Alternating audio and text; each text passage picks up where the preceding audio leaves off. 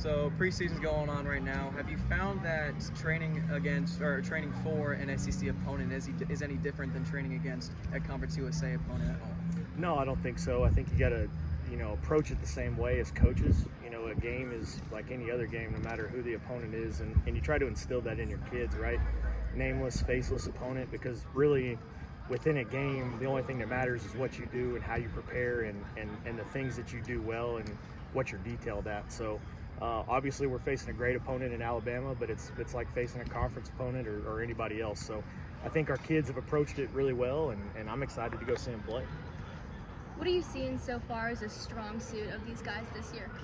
I think, last year being my first year and getting used to some of the guys here, I think I've just seen another year of continuity, another year of guys gelling and understanding each other. It's been really, really cool to kind of see the locker room evolve over the past year.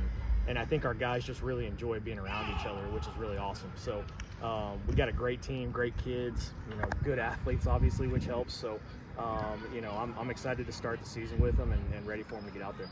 As always, you got, guys graduate, guys coming in. Is there anyone that's really standing out this year that you're like, yeah, you got to keep your eye on this guy. He's going to do great? Yeah, I think the guy that I'm really, really excited about was Mike Matheson. A guy that's been here for a really long time and done some really good things over the past. Had an unfortunate injury last year, but you watch him fly around there on the field, it's like nothing happened. So he's poised to have a really big year, and I'm just excited to have a year two with him.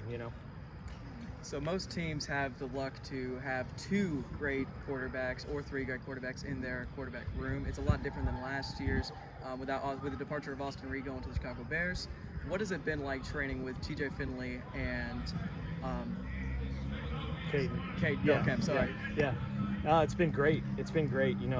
There's an old adage in football that's like, if you got two quarterbacks, you have none. Well, I don't really think it's that way. I think we got two really, really good quarterbacks that have really prepared and worked their butts off to get where they're at. TJ's been to some really big ball programs, and he's here now after having the year that he had last year at Texas State. Has definitely earned all the recognition that he's gotten. And then from where Caden Belkamp has come from when he walked on campus as a freshman to seeing the performance he had in the bowl game last year, I think those two guys being the premier guys we have in that room, I think is not only good for them, for each other, but good for our team too. So coaching them, them two make it easy to coach them because they're such good players and good kids, but I think our team kind of feeds on that too.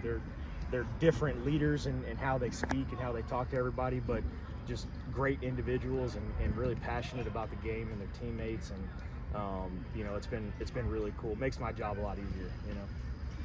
Going back to that Alabama game, what are some of the things that you're really hoping to take away from that game to move forward and to work on? Yeah, I think it's exciting for our kids to go into a venue like that and really it's a recognition of their hard work.